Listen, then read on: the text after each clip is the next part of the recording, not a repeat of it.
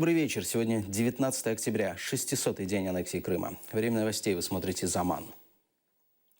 Петиция об отключении Крыма от электроэнергии набрала необходимые для ее рассмотрения голоса. Более 26 тысяч подписей. Она была зарегистрирована 8 сентября.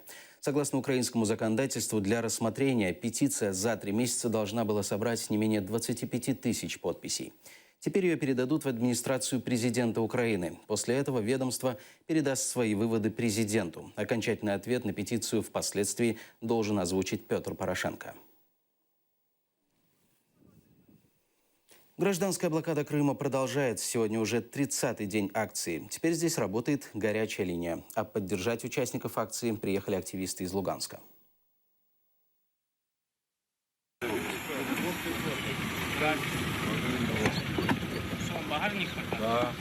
Вот так почти месяц активисты гражданской блокады проверяют каждый автомобиль.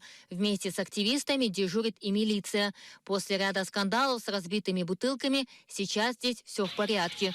По правилам можно перевозить не более 50 килограмм товара.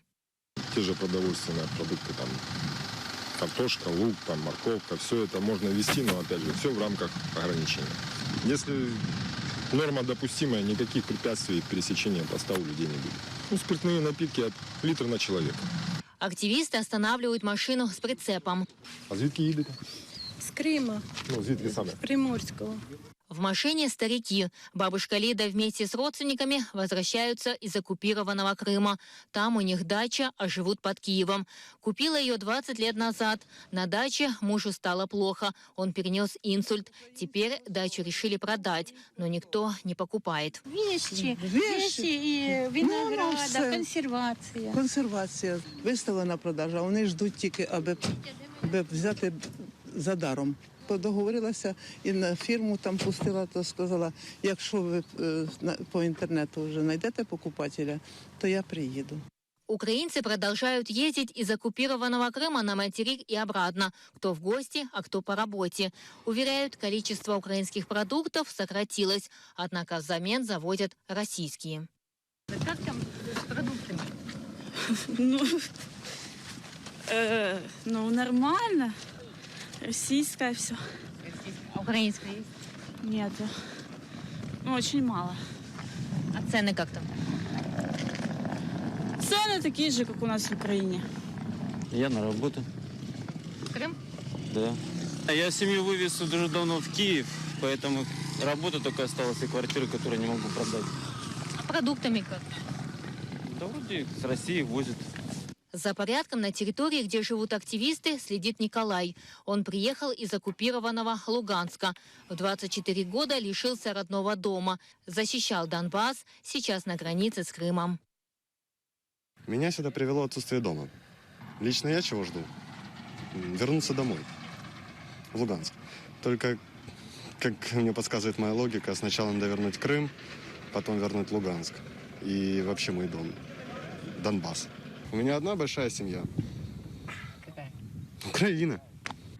В 3 пропускных пунктах Чангар, Чаплынка и Каланчак нет ни одной фуры. Сейчас активисты ждут обещанного президентом отмены закона о свободной экономической зоне в Крыму. Когда это будет, не знают, поэтому готовятся к зиме. Эльвина Седулаева, Эльдар Исматов, Заман, АТР.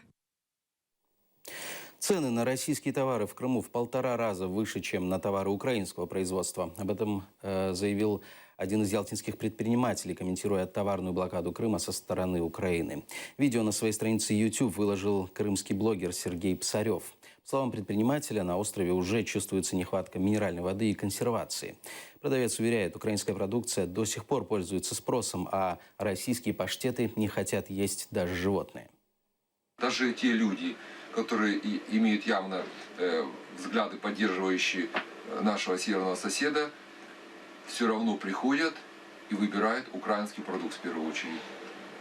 Пример можно сказать даже паштеты. В начале того, как здесь появились украинские производители, мы взяли дешевые паштеты куриные.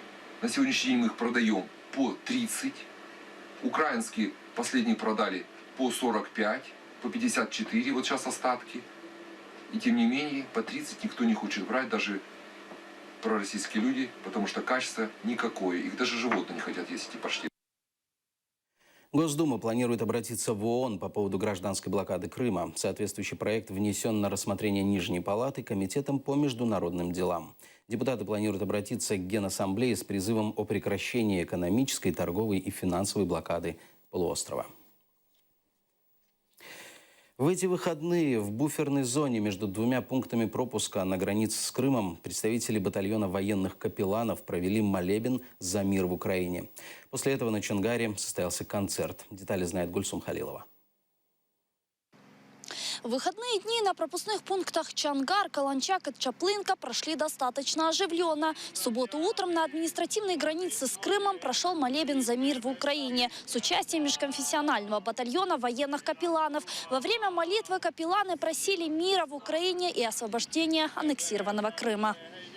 Боже, я знаю, что ты будешь с нами в храме своему. И мы молим, первое, чтобы оттуда российские оккупанты не пошли на остальную территорию Украины, потому что там очень много войск, очень много техники и так далее. Второе, чтобы Крым был освобожден, и они просто ушли в Россию, в свои воинские части, и опять там была украинская власть и украинское правительство. И мы молим также за военных, за пограничников, которые охраняют эту границу, и особенно за татар, за тех активистов, которые изъявили желание блокировать провоз туда продуктов, провоз туда там различных материалов, товаров. После на пропускном пункте Чонгар молитву прочитал имам. Аллаху акбар, Аллаху акбар, валилляхи хамду. В полдень здесь состоялся концерт.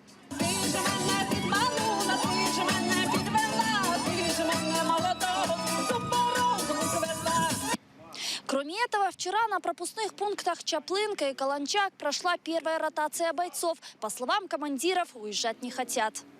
Слава Україні! Героям слава! Слава нації! Смерть ворогам! Україна! Понад усе! Україна! Понад усе! Україна! Понад усе! Вільно спочинь.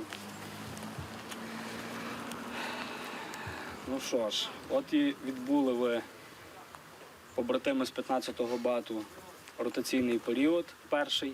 Ребята работали четко, сообща с другими бойцами из других формаций, соответственно, исполняли эффективно свои поставленные задачи. Сегодня же на пропускном пункте Чонгар по-прежнему все спокойно, провокаций нет. Гульсум Халилова, Олег Козыкин, Заман, АТР. Российские войска, расположенные на севере оккупированного Крыма, как на ладони. Полк Днепр-1 провел аэроразведку в рамках блокады Крыма. Об этом говорится в сообщении пресс-службы полка в Фейсбуке. Беспилотник зафиксировал, в частности, вдоль озера Сиваш систему окопов, минометных и стрелковых позиций. У КП «Джанкой» было зафиксировано 23 единицы военной техники и 3 вертолетные площадки. Кроме того, в Армянске было обнаружено 38 единиц военной техники, сообщили в пресс-службе.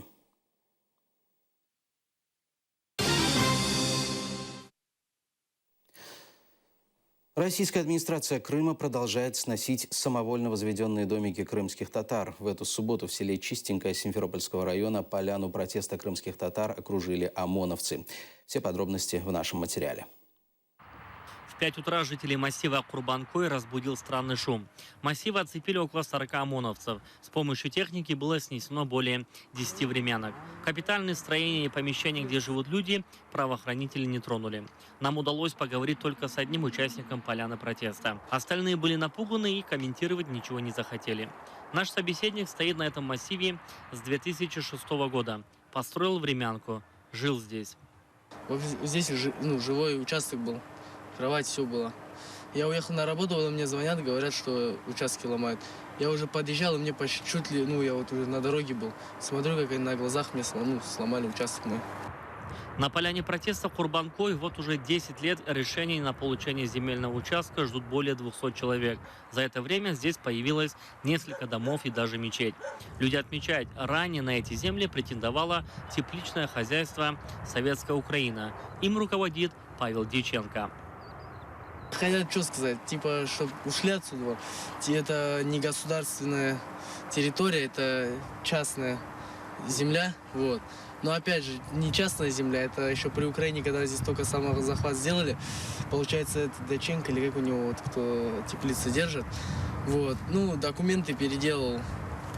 Не было на нем документа оформлено. Он задним числом сделал. И российский тоже задним числом, когда переоформлялся. Участники поляны протеста отмечают, несмотря ни на что, будут продолжать строить здесь свои дома. Делявер Фазылов, Эдем Сидалиев, Заман, АТР. Полиция Турции задержала 50 иностранцев, подозреваемых в связях с джихадистами, которые якобы совершили теракт в Анкаре 10 октября. Об этом пишет «Франс Пресс». По информации полиции, задержанные готовились присоединиться к исламистам в Сирии и Ираке. Премьер-министр Турции Ахмед Давутоглу заявил, что исламское государство является главным подозреваемым в совершении теракта в Анкаре, в результате которого погибло более 100 человек и более 200 получили ранения.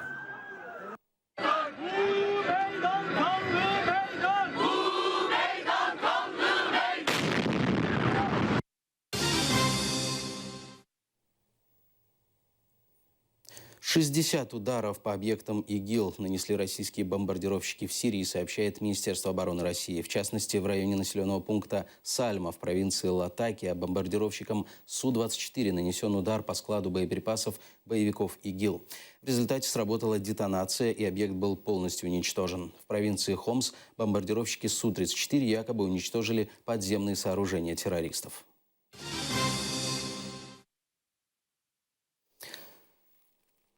В Чехии протестовали против концерта российских исполнителей. В Праге прошел митинг «Нет военным трубам». Его участники протестовали против выступления ансамбля песни и пляски российской армии имени Александрова, сообщает Радио Свобода. Митинг состоялся у концертного зала «Тип Спорт-Арена», где выступал российский коллектив. Активисты чешской арт-группы «Омен», это аналог украинских «Фемен», в знак протеста против политики российских властей разделись по пояс прямо в зале. На торсах у мужчин были надписи «Украина», «Чечня», «Грузия», «Сирия». Они также развернули флаги Украины, Евросоюза и НАТО.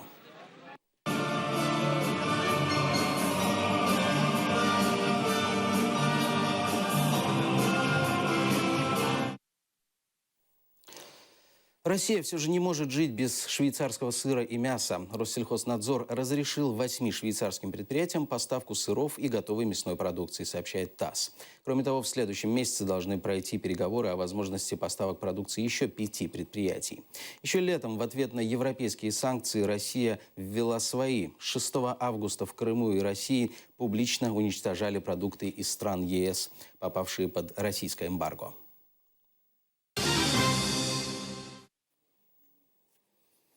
Аукцион в поддержку узников 6 мая прошел в Москве. Все вырученные с продажи лотов деньги передадут семьям узников Болотной, которые до сих пор находятся в тюрьме.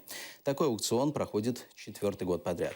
Так называемое «Болотное дело» было возбуждено в мае 2012-го после столкновения между демонстрантами и полицейскими на Болотной площади в Москве.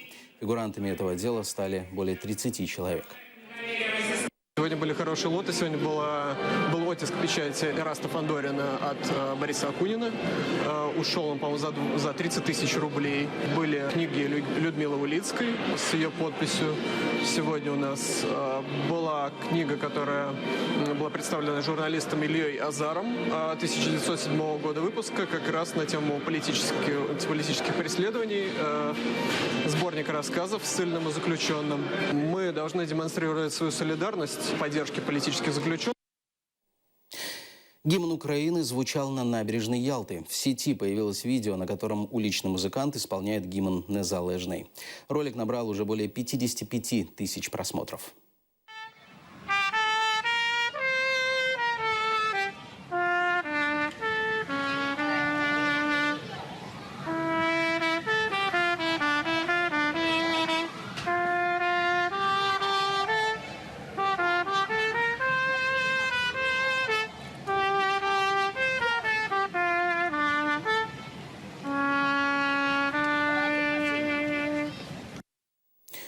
На этом пока все. Не пропустите «Заман» в 21:30. Оставайтесь с нами.